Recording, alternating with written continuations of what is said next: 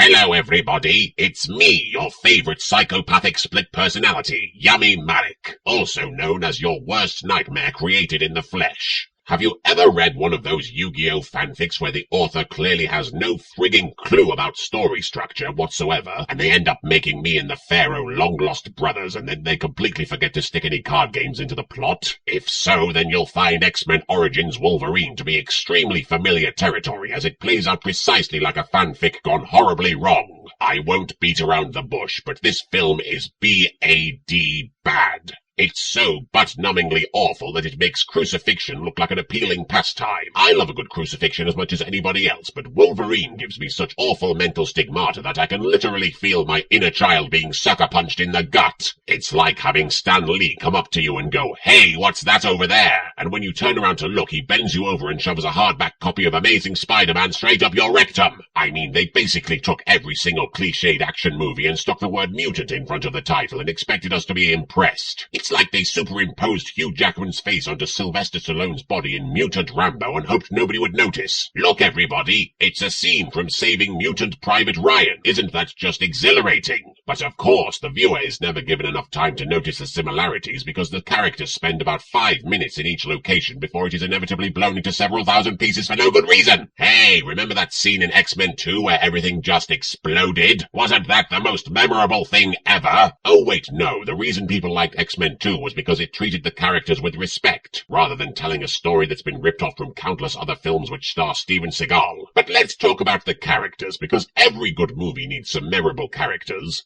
Like this guy.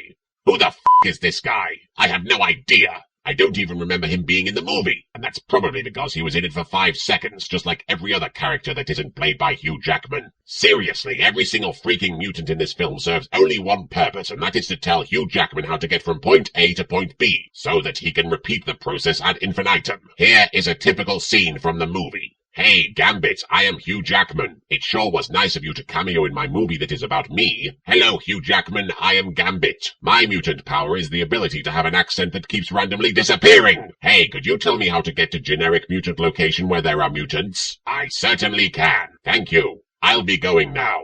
Hugh Jackman, away!" I didn't even notice that half of these people are actually mutants. One of them has the power that's like the ability to use kung fu or something. Since when did being proficient in martial arts become some sort of mutant power? Hey, I'm fairly good at playing hopscotch. I must be a f***ing mutant. And there's this one character played by Ryan Reynolds that everybody seems to be throwing a hissy fit about because they raped him or something. Personally, I think it would be rather amusing if somebody were to rape Ryan Reynolds. But that's beside the point. At the end of the film, his character is given the powers of every single mutant in the whole friggin' movie, although they taped his mouth shut so he couldn't use Gambit's amazing phony accent power. But he has these swords that come out of his arms just like Wolverine's claws, so I guess he not only gained a bunch of powers, he also grew these ridiculous sword-shaped bones out of nowhere. I mean, Wolverine has claws growing from his hands. It makes sense. Why the hell would anybody develop sword-shaped bones? There's a difference between being a mutant and being Baraka from Mortal Kombat. In fact, the final scene in the movie is essentially lifted straight out of a stage from Mortal Kombat. Except at least Mortal Kombat had a distinguishable plot and didn't make its characters invincible. Seriously, Hugh Jackman is like the friggin' Highlander or something. Everybody's trying to cut off his head even though it's never actually made clear if that will really work. The first scene in the movie, somebody ties him up and points a gun at his head and pulls the trigger. And in the next scene, he's just sitting there chillaxing with Sabretooth. Why the hell should I care about him if he could probably survive being fired into the sun? Hell, browsing 4chan wouldn't even face this guy.